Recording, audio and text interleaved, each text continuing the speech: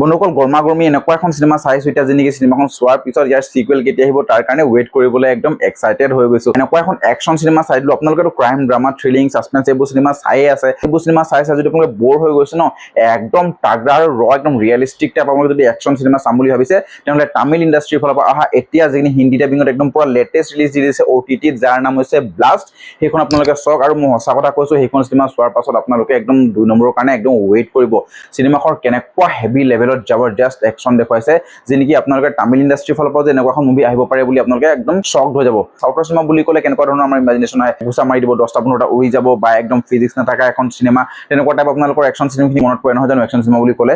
কিন্তু এইখন cinema blast যেনেকি আপোনালোকক এনেকুৱা ধৰণৰ একশন কিছুমান দেখাব যেনেকি আমি হলিউড লেভেলত আমি ফাইট সিন কিছুমান দেখিবলৈ পাম। হেণ্ড টু হেণ্ড কম্বেট, ইয়াত একদম গুলি বাৰুদ তেনেকুৱা ধৰণৰ সিনেমা নহয়, একদম হেণ্ড টু হেণ্ড পুৰা একদম কম্বেট ফাইট থকা সিন যেনেকি আপোনালোকে 100% ছেটিছফাইড হ'ব। সিনেমাখন মেইন লিডত আছে অৰ্জুন যেনেকি তেখেতৰ ৱাইফ হৈছে ইয়াতে অভিৰাম আৰু ছোৱালী হিচাপে আছে প্ৰীতি। তিনিওজনৰে এনেকুৱা ধৰণৰ বাম্পাৰ এক্টিং আৰু একশনে দেখাইছে। অ' মাই গড কি তাগৰা লেভেলত একশন দেখাইছে, আপোনালোকৰ চকুৰ বাহিৰ হৈ যাব আনএক্সপেক্টেড মানে। ঠিক আছে, চাবলৈ গ'লে সিনেমাখনৰ কণ্টেন্টটো বহুত বেছি হাইপ নাৰাখে, কিন্তু ইয়াৰ BGM আৰু চিনেমেটোগ্ৰাফি প্লাছ একশন এই সিনেমাখনে বহুত বেছি এটা হাই স্কেলৰ সিনেমা বনাই পেলাই এই সিনেমাখন। ঠিক আছে, তামিলৰ ফালৰ পৰা যেতিয়া ট্ৰেইলাৰ আহিছিলে সিনেমাখনৰ বহুত বেছি মানে হাইপ ক্ৰিয়েট কৰিছিলে সিনেমাখন এই তামিল ইণ্ডাষ্ট্ৰীৰ ফালৰ পৰা। আৰু যেতিয়ালৈকে হিন্দী অহা নাছিলে তেতিয়ালৈকে আমি কিছুমান বস্তু বুজি পোৱা নাছিলো, কিন্তু একশন চিনখিনি তেতিয়াও দেখিছিলো একদম একদম ৰিয়েলিষ্টিক আছিলে। আৰু ভাবিছিলো যে যেতিয়া এখন হিন্দীত আহিব আমি একদম প্ৰথমে চাম আৰু ৰিভিউটো দিম। নেটফ্লিক্সত ৰিলিজ দিছে আপোনালোকে ৰিচেণ্টলি একদম চাবগে পাৰে, বেছি আপোনালোকে মজা পাব এইখন সিনেমা। আপোনালোকে ভাবক এইখন সিনেমা 18 কোটিত বনাইছে আৰু ৱৰ্ল্ড ৱাইড এইখন চিনেমাই 70 crore প্লাছ ইনকম কৰিবলৈ সক্ষম হৈছে। আৰু OTT ডিল যিটো নেটফ্লিক্সে লৈছে এইটো 12 কোটি প্লাছ দি পেলাই লৈছে। আপোনালোকে ভাবক এইখন চিনেমা 18 কোটিত বনোৱা চিনেমা ব্লকবাষ্টাৰ হৈ গ'ল, ইণ্ডাষ্ট্ৰী ব্লকবাষ্টাৰ হিট এইখন চিনেমাই টেগ লগাই ল'লে। তো কেনেকুৱা হৈছে এইখন চিনেমা আপোনালোকে জানিবলৈ মন নাযায় নে? যদিও আপোনালোকে ভাল পায় যে একদম তাগৰা একশন একদম hand to hand cinema fight scene থকা, তো এইখন চিনেমা আপোনালোকে মিছ নকৰিব। কাৰণ অৰ্জুনৰ আপোনালোকে প্ৰিভিয়াছ চিনেমা যিকোনো এখন উঠাই লওক আপোনালোকে তাৰ চিনেমা বহুত বেছি মজা পাব। আৰু তাৰ একশন মুভ যিখিনি ষ্টাইলিছ একশন সেইখিনি বস্তু বহুত বেছি ভাল পাব। অৰ্জুন একদম বহুত বেছি পুৰণা এক্টৰ হয় যেনেকি তাৰ সেই পুৰণা মুভিজখিনি চালেও আপোনালোকে তাৰ এক্টিং লেভেলত একো সন্দেহ কৰিব নোৱাৰে।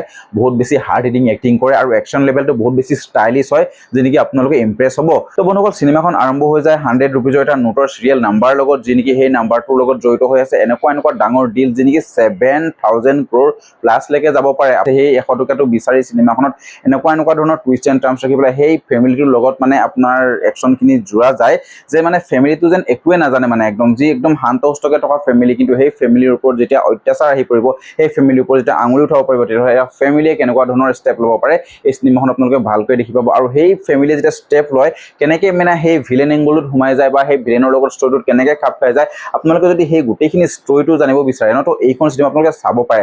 ষ্টৰি ৱাইজ চিনেমাখন বহুত বেছি এটা এক্সট্ৰাঅৰ্ডিনেৰী আপোনালোকে দেখি নাপায়, কিন্তু ইয়াৰ প্ৰেজেণ্টেশ্যন চিনেমেটোগ্ৰাফি আৰু একশন চবতছে বেছিটো একশন আৰু BGM এই চিনেমাখন মানে যদি ইয়াত আছিলে নহয় একদম ইয়াত লৈ যায় লেভেলটো, মানে বহুত বেছি হাইপ সৃষ্টি কৰিছে এইখন চিনেমাই তামিল ইণ্ডাষ্ট্ৰীৰ ফালৰ পৰা। আৰু আপোনালোকে যদি এইখন চিনেমা নাই চোৱা এতিয়াই চাই লওক, বহুত বেছি ভাল পাব এইখন চিনেমা। কাৰণ এনেকুৱা চিনেমাবোৰ ন চাব লাগে চব, মানে কিছুমান চিনেমা বহুত বেছি পপুলাৰ নহয় কিন্তু চিনেমাখন যেতিয়া OTTত আহি যায় তাৰ পাছত চিনেমাখনে বহুত বেছি সেই ভেলুটো পায়, ডিজাৰ্ভিং ভেলুটো পায়। তাৰ পাছত চিনেমাখন বহুত বেছি ফেমাছ হৈ যায় আৰু তাৰ পাছত কেতিয়াবা এনেকুৱাও হৈ যায় যে সেই চিনেমাখনৰ সিকুৱেল এনাউন্সমেন্ট হয় আৰু এইখন চিনেমা চোৱাৰ পাছত আপোনালোকে নিশ্চয় মনলৈ সিকুৱেলৰ কথাটো আহিবই। কাৰণ কেলে চিনেমাখন যেন শেষ নহয় তেনেকুৱা যেন লাগে। 2 ঘণ্টা 24 মিনিটৰ মাত্ৰ এখন চিনেমা আৰু বহুত বেছি ফাষ্ট আছে চিনেমাখনত।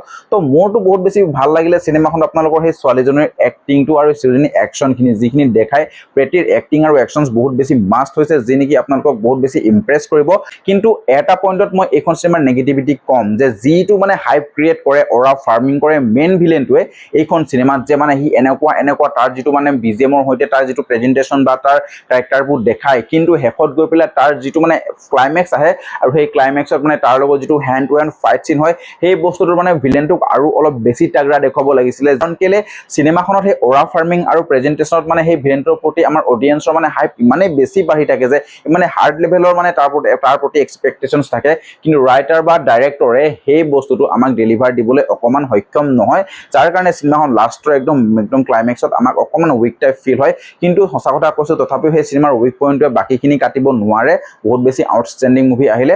আপোনালোকে যদি এইখন চিনেমা নাই চোৱা এতিয়াই চাই লওক আৰু চাই পেলাই পটাপট কমেণ্ট কৰিব যে কেনেকুৱা পালে। আৰু আপোনালোকে যদি মোৰ ৰিভিউটো ভাল পাইছে দেন লাইক কমেণ্ট শ্বেয়াৰ আৰু ছাবস্ক্ৰাইবটো কৰিয়ে দিব। আপোনালোকে ভিডিঅ'ছবোৰ চাই কিন্তু ছাবস্ক্ৰাইব নকৰে। আৰু যদি আপোনালোকে ফেচবুকৰ পৰা চাই আছে তেনেহ'লে প্লিজ ফ'ল'টো কৰি দিব। তো লগ পাইছোঁ নেক্সট ভিডিঅ'ত, আজিলে বাই বাই।